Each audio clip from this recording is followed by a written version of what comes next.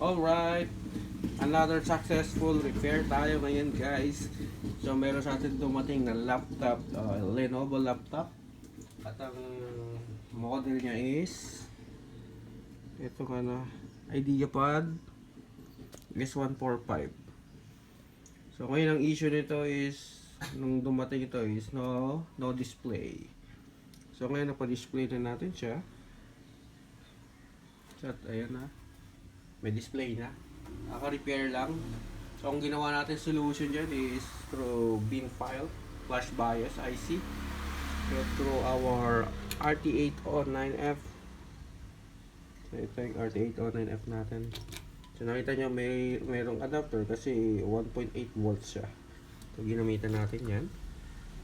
So kumuha tayo ng pin file sa VFix. So dapat kayo po dati mayroon akong account nito sa mga nagre-repair. So ayan ang malagad dyan. At the same time, basta marunong ka tumingin ng ampere sa DC bench, o paano malalaman kung auto shutdown, no power, o no display, no, kahit na wala kang oscilloscope, through ampere, maladali mo yun. So through experience din.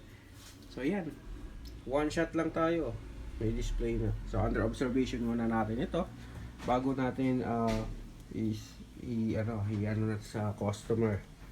So ngayon, so ito yung ating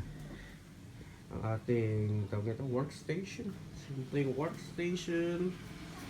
Yan. So almost lang tayo, 30 minutes halos natin ni-repair. So yan lang for this update. So mga gusto magpa-repair dyan, pwede nyo pong i-PM ating FB page, the Just Enzo, mag-comment sa YouTube or sa aking personal account. So yun lang ho.